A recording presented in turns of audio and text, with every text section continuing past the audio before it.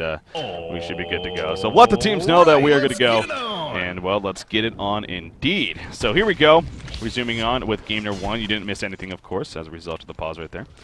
So coming back in, kind of recapping, though, exactly what's going on. We are looking at a 3-3 game, 8.5 minutes in. One Trick Pony taking on PUDG. This is the SoundBlaster Heroes Tournament, or SoundBlaster Heroes League. That's what it's called. Here, where, again, qualifier number 1, the winning team will advance on to that $30,000 prize pool end of the season tournament. The losing team, well, they'll still get some prizes, but they'll have to try again as far as qualifying. Best of the 1 series, so this is the only game at hand.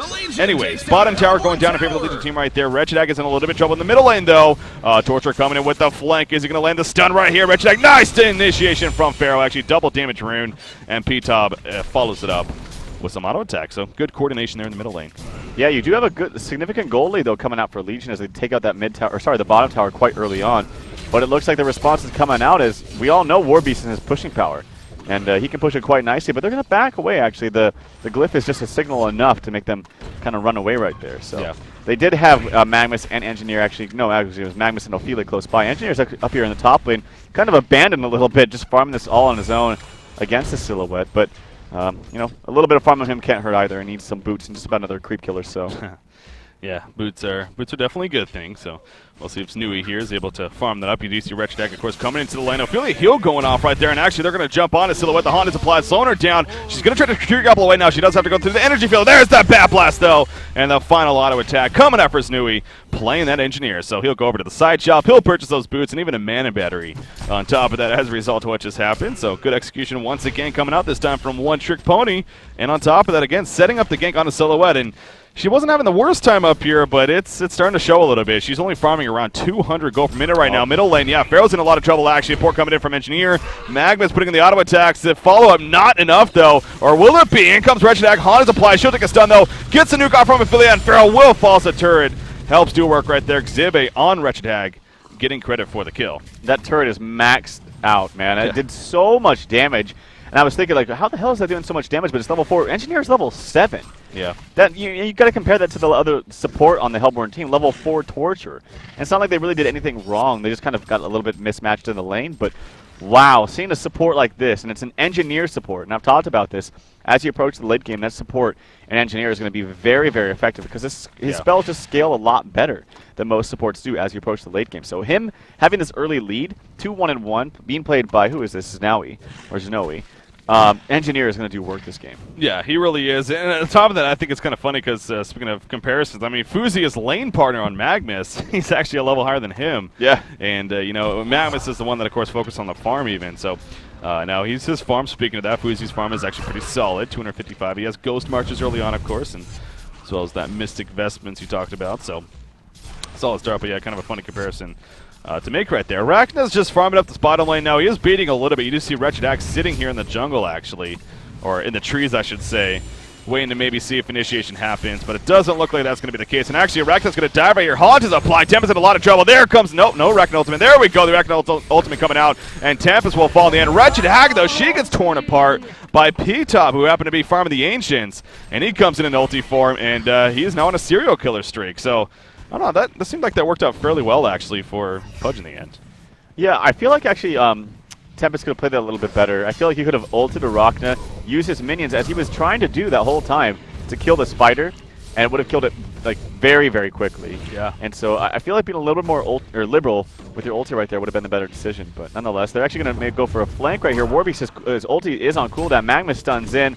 Here comes Pharaoh. He does get the hook out onto Magnus. Magnus does not have a stun. He has a Steam Breath, but will be fine for now. No, the stun gets him through, and he will fall. So kind of weird decision there by Fuzi. It's not over just yet, though. Ult coming out from Engineer.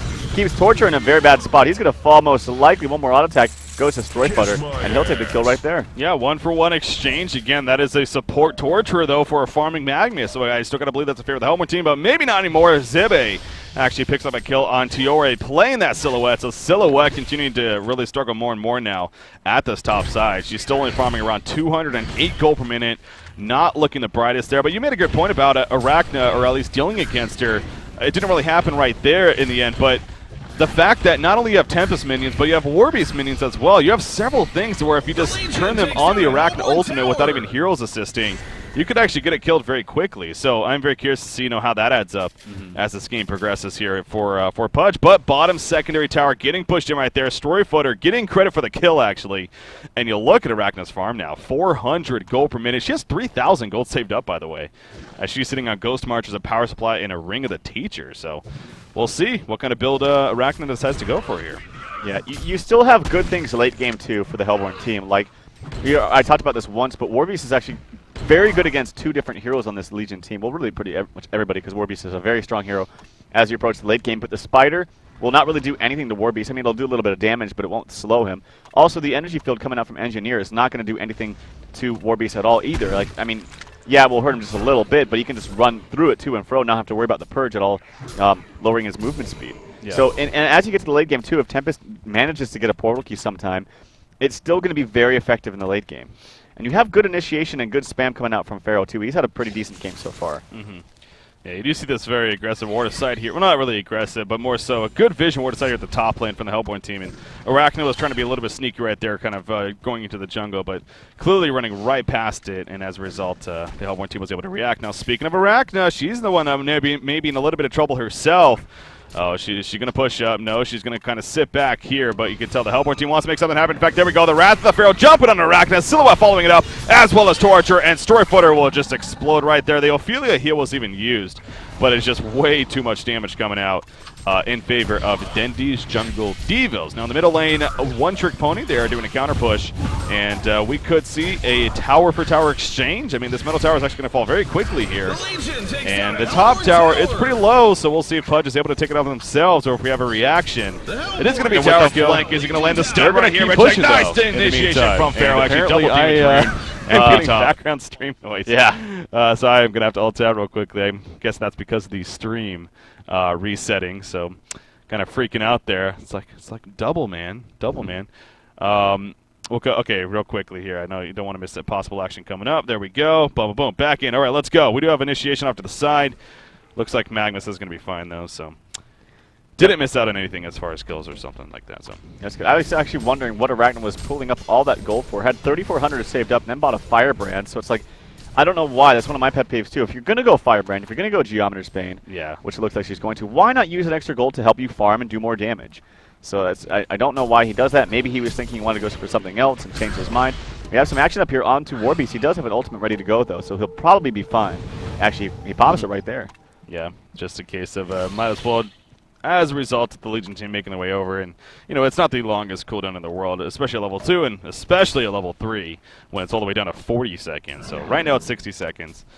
He's just going to kind of go back in right here, but no, he'll continue to farm as the Legion team makes their way up there. But yeah, the Firebrand pickup again, it's a solid choice here, but yeah, it's always been a pet peeve of mine. It sounds like it's yours as well. It's just kind of ridiculous. So why wait and then eventually get that? Perhaps it was another item choice that he had in mind, but in the end, they win it. So he has it now. Of course, his damage output going to be pretty awesome here as far as both attack speed and, well, added damage, of course. Now, you made the strong point. Ooh, yeah, bottom lane.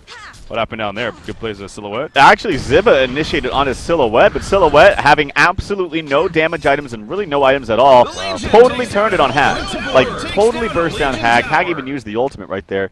But too much damage coming out from Death Lotus and the Relentless Salvo just demolished Hag right there. So that's actually a huge turning point for Dendi's Jungle Devos. Yeah, that's a pretty big deal indeed. I mean, the fact that Ziba may be able to pick up a kill as well as what else is going on. But look at the middle lane, man. This secondary tower is getting demolished here by PUDG. They have Torturer maxed out impalements. Of course, War Beast, especially spamming that battle cry. It's only level 1 right now, but it's still doing plenty for the team. And they just demolished that secondary tower as well as the first one. So both teams, I mean, they've been getting tower kills. In fact, you look at the Legion team, they have 4 tower kills themselves. But PUDG, they now have 3 tower kills, and it's something that is going to start getting better and better now as this game progresses on, especially with this War Beast and the items that he starts to pick up. So, game is kind of interesting. I mean, overall, the gold advantage is practically identical here. We do have about a 3,500 experience lead, though, in favor of PUDG, actually. So, despite the really slow start for Silhouette, especially after what happened right there, she is actually the highest level in the game at level 12, and her farm now is 300 gold per minute. So, she got a solo kill onto one of the most important heroes, solo. So, Yeah, like I said, that's really huge for her. It looks like Warbeast is going to be building a first item Shrunken Head. That's going to be fantastic against all the stuns and stuff. I mean, I guess they really only have well, I guess they have stuns for both Magnus and Engineer, so it's gonna help him a lot. And after that, I expect a Bulwark, and we do have the portal key up on Tempest. So yeah, Dundee's Jungle Diva is looking in a much better spot than they were 5 minutes ago. Yeah, it's you know, again, even for the beginning of this game, you said with the whole the lanes how they were set up, just even in general leaning perhaps a little bit more towards in favor of the Legion team, but the PUDG has definitely held out through the laning phase, and I think it's safe to say, I mean, you look at the lineups more and more, if this game now does start to perhaps calm down a little bit as it kind of has been and more farming happens, I mean, you got to favor maybe even the Hellborn side here. I mean, the Warbeast, the Silhouette, both are now starting, especially Warbeast. He is really having a great game here. 396 GPM himself. Yeah, he's getting very close to what you'd assume to be a Shrunken Head pickup there already with the Mighty Blade purchase. So Exhibit, the unfortunate death, but still having a solid game, 300 gold per minute himself, and he's going to try to continue to farm for now. Legion team, they got to, you know, really keep that in mind. Sure, that Portal Key on Magnus will be good, but... And actually, Arachna, she picks up a Mighty Blade here, so she's going to be going for a Frostburn first item pickup here as her... or maybe not. I guess I don't want to get too far ahead of myself. I could actually very likely be a Shrunken Head as well, because, yeah, Frostburn, that would just actually seem kind of silly, especially Arachna, but... It's probably going to be the Firebrand and Shrunken Head. Yeah. Firebrand just... See, that's the thing. It's funny, because, like, Firebrand to help me farm and do a little bit more damage, but I saved up 3,400 gold, so I didn't buy it, so I basically wasted... you know, 1,200 gold or something like that. So it just that always bugs me. But anyway, yeah, it just realizes that he's going to have to go for a Shrunken Head, especially up against Pharaoh, but even and also Torture as well. And even the Glacial Blast from Tempest can make it reason enough to go for a Shrunken Head. We're having a good amount of tower pushing in this game so far. I mean, again, it seems like the Hellborn team would be the one to really look out for as far as tower pushing goes with that Torture, especially the Warbeast at the start.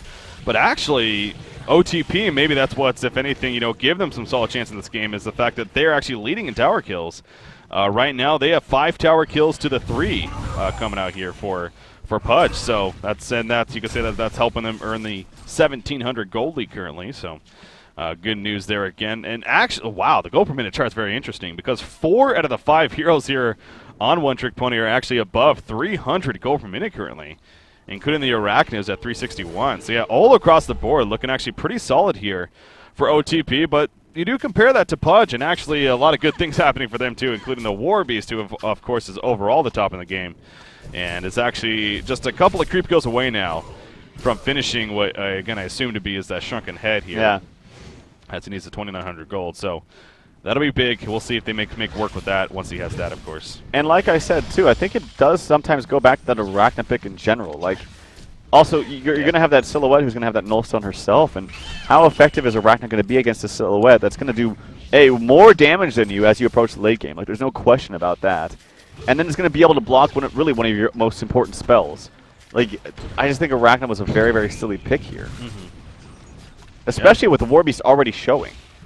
So. Yeah, that's what and kind of threw me off. Both of those heroes were showing when they picked him. Yeah, you're right. Yeah, you're right there. So, yeah, well, it was the Warbeast, so that was one that threw me off. I mean, it's again, you made the point. It's great against melee carriers, but Warbeast is kind of a different case, though. He goes ulti form. He doesn't care about the slow from your ultimate. Mm-hmm. He just runs away from it, or even continues to chase. So, yeah, it was a kind of an odd pickup, but they went for it. Again, this is a one-game series, so even more so, you can argue the fact that.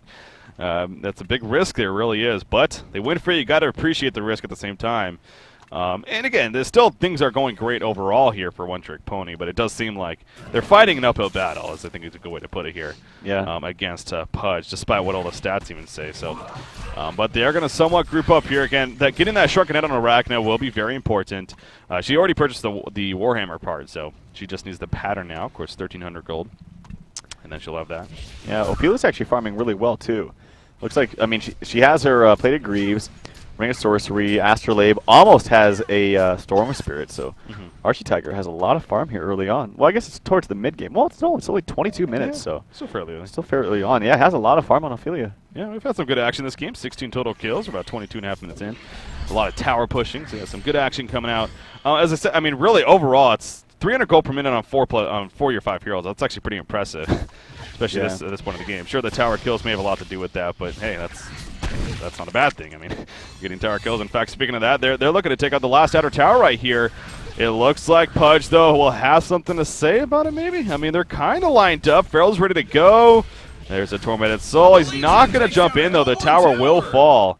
And that'll be the last out of remaining tower. Magnus, a great stunner from Magnus where they hits all three. There's a stunner to Silhouette to follow. And Silhouette going to be bursted down. Huge catch coming out for One Trick Pony. But here comes the War Beast. Shrunken Head activated, charging in right there. He's quickly falling back, though, realizing that the Legion team has too many numbers right now. And he will fall back to the base. So One Trick Pony. What a Magnus stun right there by Fuzi. I don't even know if that was completely intentional, but he happened to get 3 heroes right there. Yeah. Setting all that up.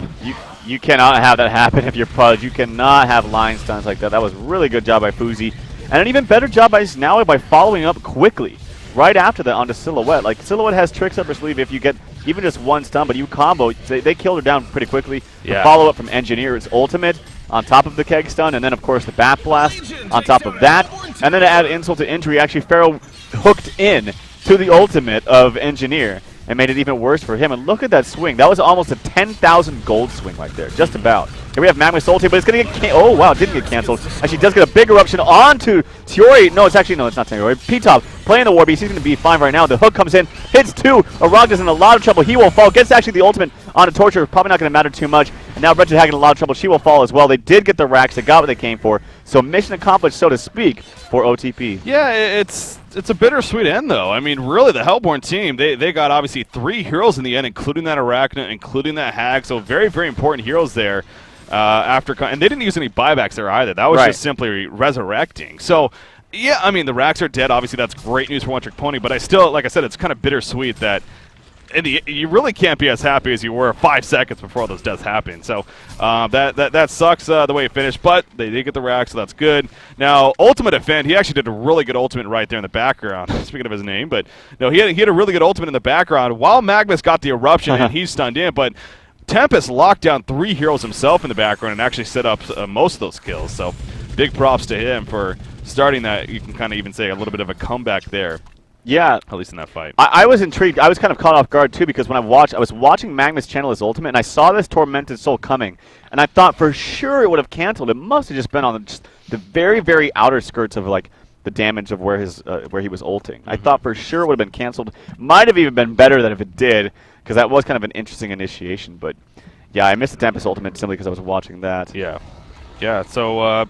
but you look at what Legion team's doing, actually. No, Engineer, those are just illusions coming up here. I thought they were going to charge up there and go for more, but nope, he's just kind of scouting things out and keeping them occupied. So, look at the overall map presence, though. Not only are all the outer towers dead in favor of One Trick Pony, but of course the top melee racks is destroyed. So, again, great news there, and the stats are kind of interesting in this game as Archie Tiger actually denies, I believe that was the bottom tower down here with his minion, but so it's a 3,400 gold lead for OTP, but it's a 5,500 experience lead for PUDG. So, again, that's where it's another bittersweet case. You have a level 16 Silhouette, by the way. Dear God. Yeah. Talk about recovery here. Tijor, I mean, again, his GPM still not the most takeoff by any means, but 342 is solid, and level 16 on top of that. So, very good there. You have a lot of gold pulled up on Hag. I don't know why she's not maybe buying something. Maybe he wants to get the Mighty Blade into a Hellflower. That can be the, looks like, well, he's just sold something right there. So yeah, Mighty Blade into Hellflower. So maybe he wants to initiate onto Silhouette. They have a number of targetable spells. And actually, Engineer has his own portal key. That's going to be really, really good for him. Yeah. Oh, wow. That is huge. I mean, again, going back to Engineers, Newby's had a great game this game, it seems like, from the keg stun that he landed to being the level 7 early on. To having a portal key now. That really is big, actually, for them. And actually, the bottom lane, Silhouette pushing. Oh, she's going to cut. No, the keg stun a half a second too late. Engineer using that portal key, but that's a downside of Engineer. That keg stun could take a little bit to land. And just a smart choice there from Silhouette. Now, Conqueror is going to be attempted. Something tells me this, I don't know, actually. Maybe it will be followed through.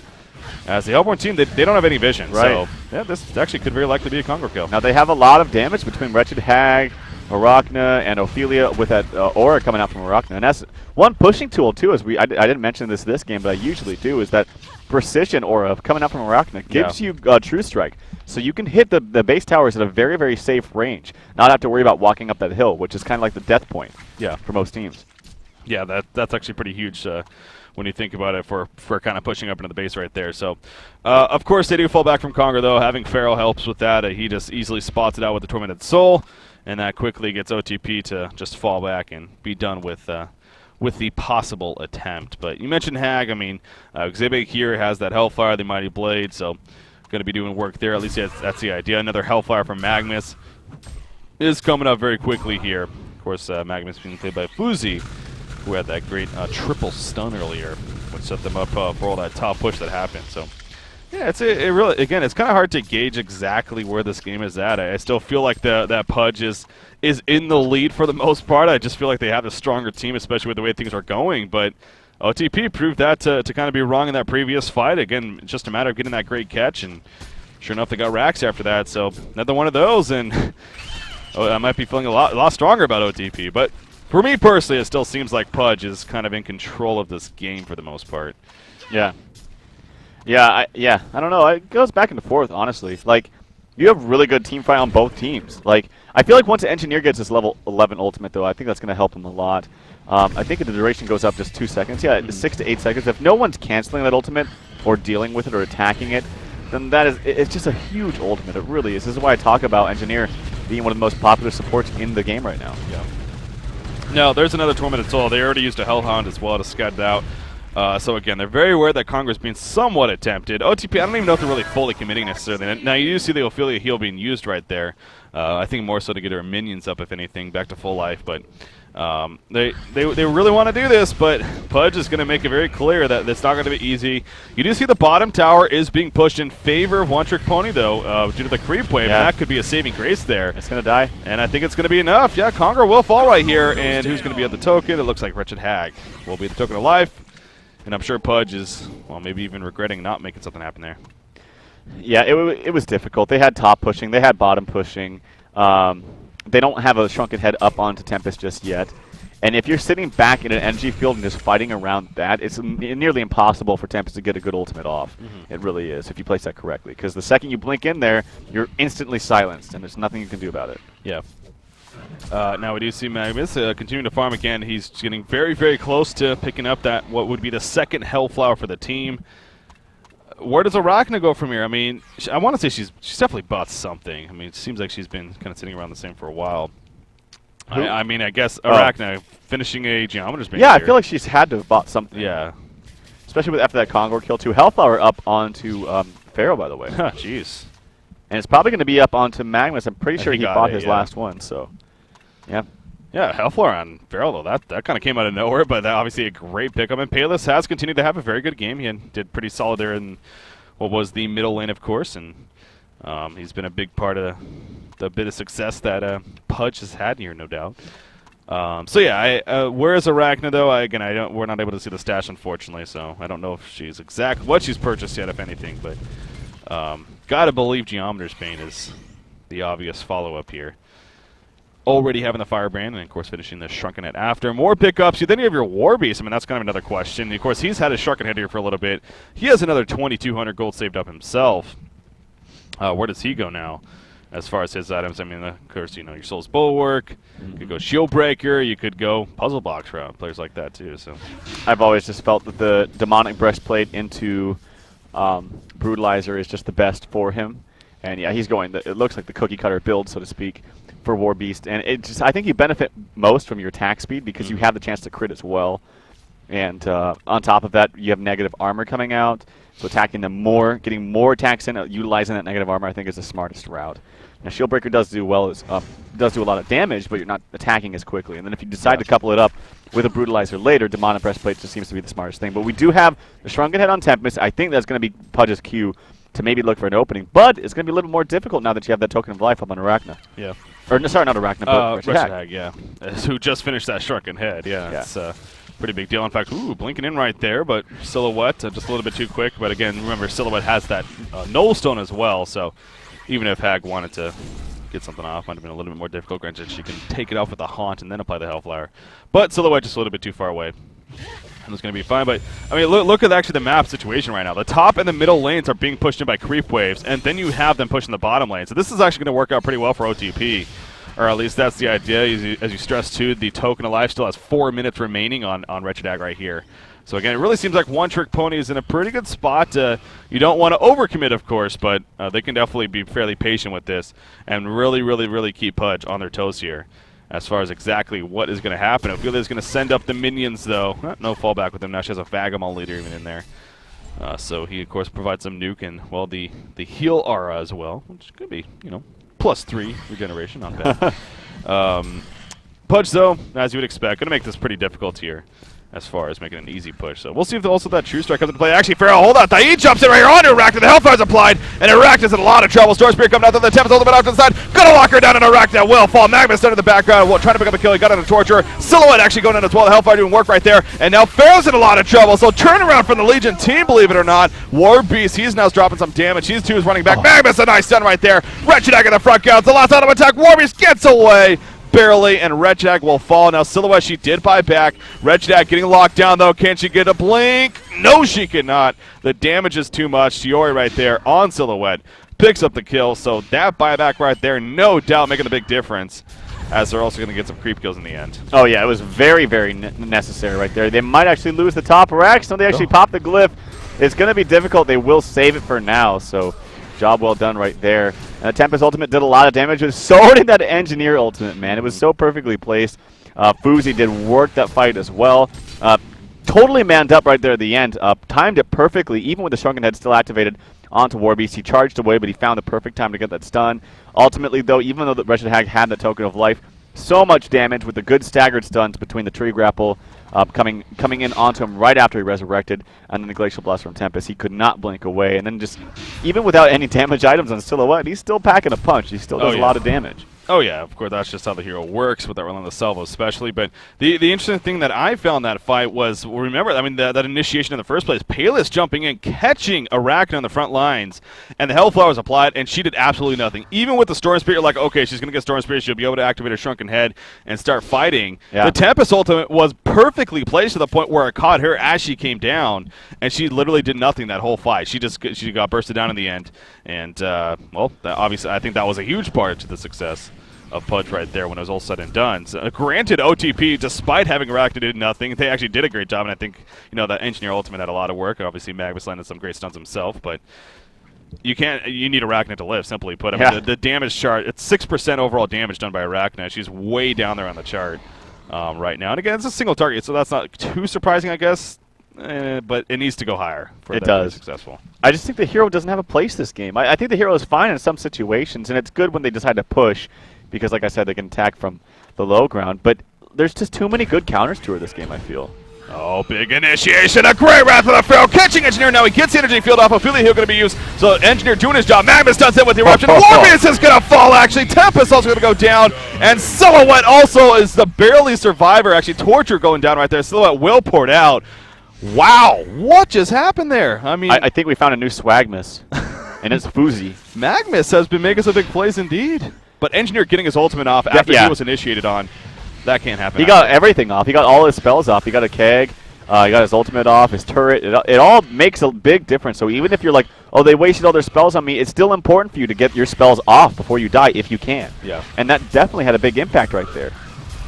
Wow. I mean, I'm looking at the damage chart. He still actually went up in damage, Engineer did. Of course, to top the ranks right there is that Magmus and Wretched Hag at 18% and 12%. But they get the rags after that. Huge fight for OTP. Yeah, this supporting cast, and again, it's not to take away from Story Footer by any means. I just, like you keep going back, I just think the hero just doesn't, the place in this game just doesn't seem to really fit there. But the supporting cast, man, Wretched Hag, Magmus, Engineer, and Ophelia have been doing phenomenal work here for OTP.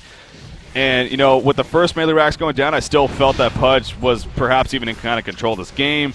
But now you got to say, clearly, it's control of One Trick Pony. I mean, now with the melee and that top being cleared out, at least for the melee racks for the most part at the top, that's the great news. It's going to put a lot of pressure here on PUDG. So despite them having a very strong team altogether, with that Silhouette, with that Warbeast and whatnot, OTP makes the big plays as a team, and, well, they're in the lead right now as a result. Soul's Bulwark is up on Wretched Hag, believe it or not. Oh, wow. And I didn't see the very beginning of that fight, but I did see Pharaoh hook in, and I will say more times than not, if you're initiating with Pharaoh, you need to make sure that you're going to win that fight. And if you're losing that, that tells me that his team wasn't ready, or his team wasn't able to follow up.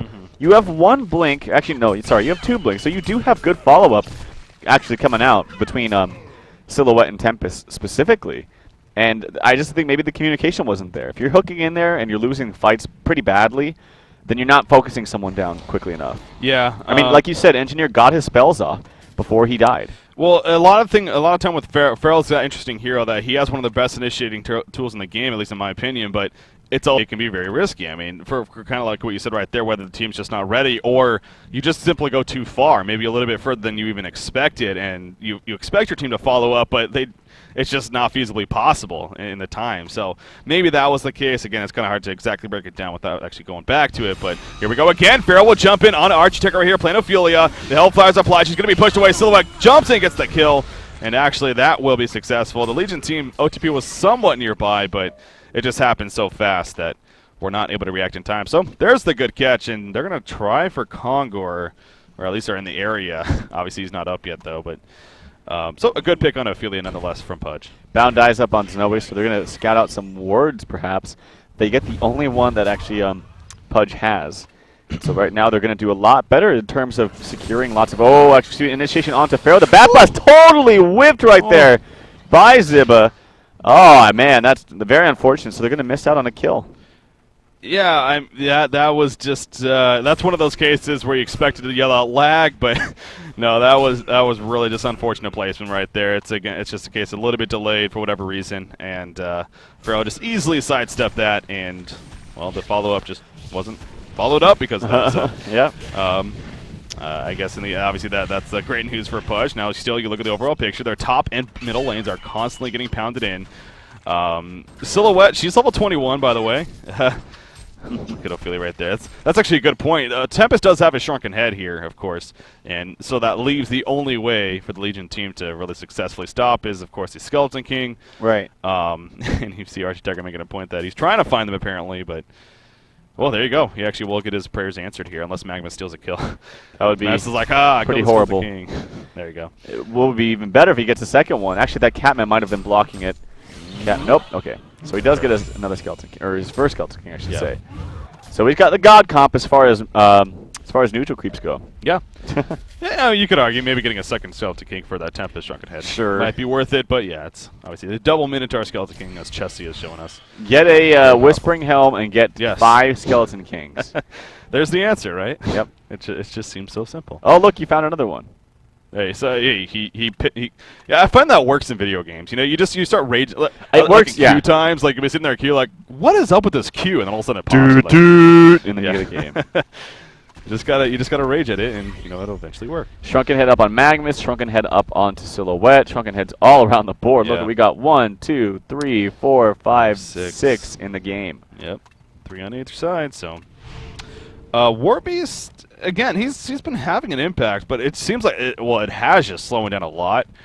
He's been sitting on the Soul Forward for a while. He does have 2,100 gold saved up, so you know, again, still not exactly sure. But you mentioned the demonic breastplate into something like a brutalizer. Right. Could be powerful.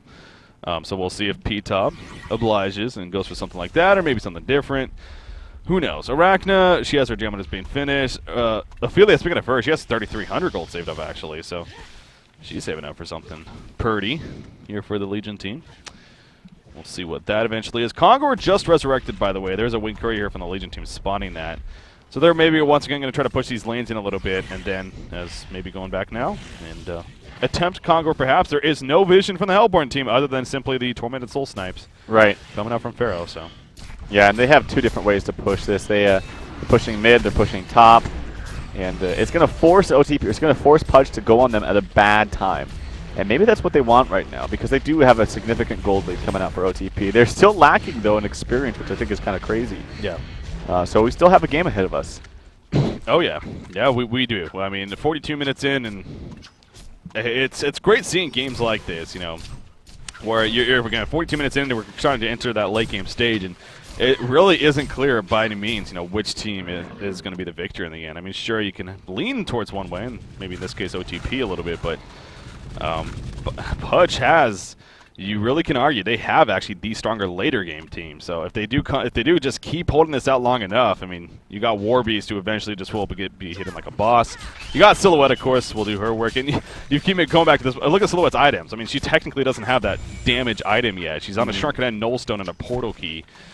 So you got to figure next going to be that damage at him. But still doing twice as much damage as this War Beast. Yeah. 12% to 6%. GG at that. They take down Congo a little bit more, but again, not fully committing to it just yet. We have OTP playing very, very cautious and very patient about this. I think is a better way to put it, and again, you got to respect that. They actually have a ward site right here scouting out where Warbeast is currently.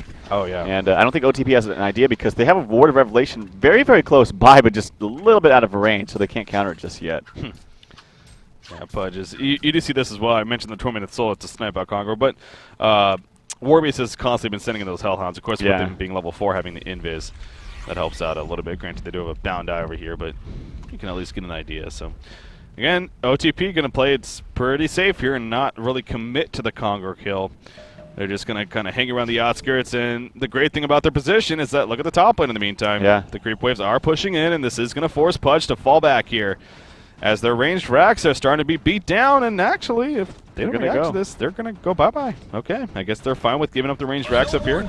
It's not the hugest deal in the world with only the melee being down, but they just simply gave up on that. They didn't do anything about it. So. And they're going to continue to hit these little shrines, and while that might not seem like a big deal, that's going to give them access to these base towers, and you cannot lose those. Yeah, I mean, exposing your shrine, it will die in a matter of seconds if you fight and have a team fight where you cannot go back. You have to fight in that team fight. And I've seen a number of games lost that way. So, yeah, I mean, that is definitely a big deal for them. Well, you see the shrine does drop quite a bit right there, but in the end, Torture comes in to save the day. And cleans up what he can at least. But again, OTP just sitting back, playing very patient. And they're playing this really smart. It seems like, yeah, they are, of course. I mean, it seems like now they might have a little bit of a window here to go back into Conqueror. But again, they are just going to play the smart way, as you put it, and continue to farm. Arachna, another 1,700 gold saved up. I still wonder what Ophelia's going for. 3,700 gold now saved up on Archie Tiger. Yeah, perhaps a Storm Staff of the Master. Already has her Storm Spirit. Arachna's farm is very, very low, by the way. This is what I talked about with... Yeah. I mean, they're still winning this game, but it didn't have the great supporting cast playing as well as they were having. I imagine they'd have more problems with this Arachna on the carry because she's farming very, very little. Nearly just barely 100... barely hitting that 300-minute mark, or 300 gold per minute. Actually dips down just a little bit, 299 right now. And like I said, she's a single target attacking hero and does not farm very quickly. And actually has some pretty subpar items at this time. But like I said, with Magnus doing work, Engineer having lots of damage with that portal key, being able to get that good ultimate off, and Wretched Hag actually will transition to the late game. Actually picks up a Warp Clef right there. They're going to have a Demonic Breastplate pretty soon. They're picking up the slack. Well, Wretched Hag's been really interesting lately on the competitive scene, man. I mean, we're so used to seeing her, whether it's a Suicide, maybe the solo mid or the short lane, and you know she does her thing, kind of like the Bubbles, where she does her thing. She has enough of an impact to be picked all the time, but she never really, we never really saw her as that carry. But man, these last couple of weeks, it really seems like Wretched Hag has even become a go-to carry option. I mean, Complexity was known for doing it a little bit with Haxer and from time to time before DreamHack went out, but lately it's been coming more and more, and this is going to be another game of that. I mean, we have Exhibit. Maybe that wasn't the plan for the beginning, but the way this game is shaping up, Exhibit will be the go-to farm hero here on OTP. And I bring that up especially, too, because having Arachna, sure, he may not be getting the greatest farm, but he's providing that level 4 aura for Wretched Hag, if anything. Yeah. That's pretty powerful, giving her True Strike more damage. Here we go. Oh, Pharaoh jumps in. He does not get the token of life, though. Looks like it was picked up by Wretched Hag, but here we go. Shruggadez are activated. Arachna sitting off to the side, going into Silhouette, taking a lot of damage. Magnus stunts in on a Torturer, and Torturer will fall with the Eruption. Being channeled, Wretched Hag still has a token of life. She actually still has a Shrunken Head to use. She hasn't even used that just yet. May want to resurrect first, but now Arachna's being chased. Hellfire applied. That Blast coming out of the Sonic Scream, and look at Silhouette just melt away right there. P-Top is chasing, but now realizing he cannot chase it. It is futile. He will fall, and a double tap for Exhibit when it's all said and done. Pharaoh in the background does pick off Storyfooter, actually, playing that Arachna, but still the chase. Another Hellfire applied. Tempest, one on more auto attack, and Magnus will pick it off. And now we have Pharaoh. He's left in no man's land. He's in a lot of trouble. There's the stunner from Magnus. The Kexam forcing him to go the other way. And a Genocide coming out for one trick pony. Look at the base in the meantime. That could be the game right there. Yeah, that most definitely is. Tempest wasn't able to get there in time and just wasn't able to really do anything. Has Shrunken Head up, has her ultimate up, and a huge fight. And you got to say, Zibba was kind of mad about that unfortunate Bat Blast early on. It had a huge one right there. It hit 3 heroes, did massive damage. The bottom racks will finish right here, and that will be GG. GG well played coming out from P-Tobe. So Yeah. that will go to OTP as they take the first qualifier in this SoundBlaster event. One Trick Pony, congratulations to them. This has been a team, really has been, lately on the competitive scene. Obviously, they're in the Diamond Division, as we put it.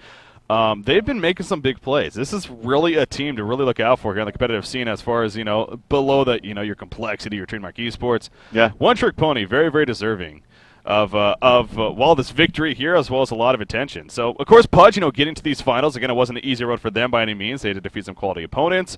The road will end short here in the finals of what is the first qualifier for the SoundBlaster's Heroes League, as they're calling it. So congratulations to One Trick Pony. They're now in that what's eventually going to be a 16-team tournament, I believe, and they'll have a chance to compete for those that $30,000 prize pool and whatnot. As far as PUDG goes, though, again, this is just one of 8 total qualifiers.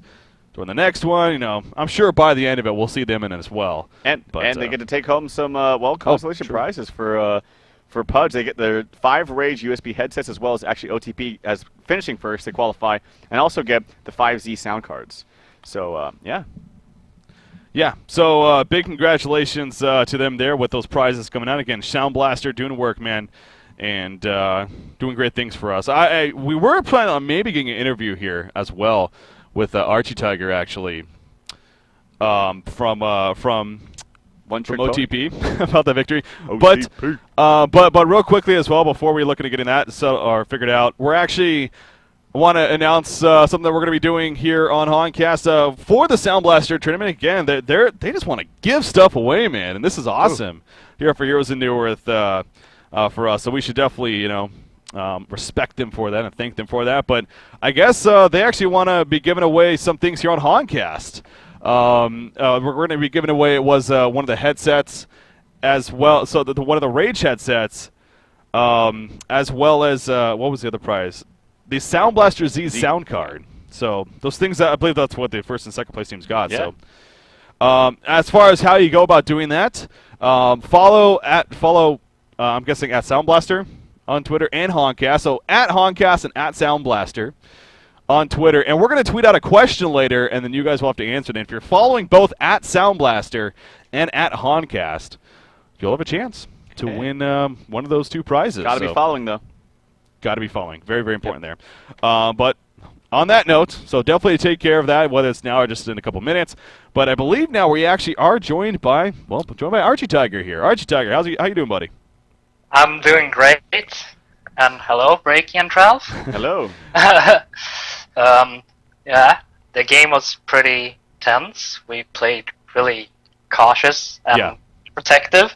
There is something I want to point out, is that this was our last game by using the OTP tag, because we are currently sponsored by myR. Oh, sweet. Congratulations. So you're just picking up a sponsorship, so I'm guessing that's going to start basically tomorrow with the Hon Tour event? Yes, that's correct. How are you going to be tagged up? myR, so it's going to be myR or something like that. myR. myR. My Revenge. What is this organization? I personally never actually heard of it. I mean, what is this organization about? It's for professional teams, most of all. They have a pretty good League of Legends team, if I'm not mistaken. And they have also a lot of teams. But they really want to focus on Heroes of New Earth, because Heroes of New Earth is growing stronger and stronger each day because of all these tournaments coming up, which is great. Yeah. Well, they picked up a great team in you guys. I think we can both agree on that. Again, especially with a win here, I'm sure that's definitely helps even that much more. So I just want to real quickly talk about that game there. You mentioned you were playing very cautious against PUDG. PUDG had a very strong lineup, but do you have any really things about that game that stood out to you as to why you think you guys won it in the end? Basically, we really know how their playstyle is. But we really wanted to ban the Warbeast, because we know that their Warbeast player is a fantastic player with that hero.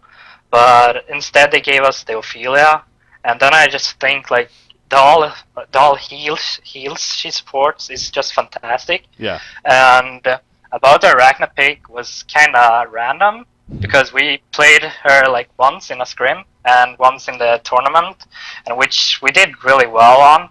And then we just picked the Magnus NG because of the strong team fight they help out with.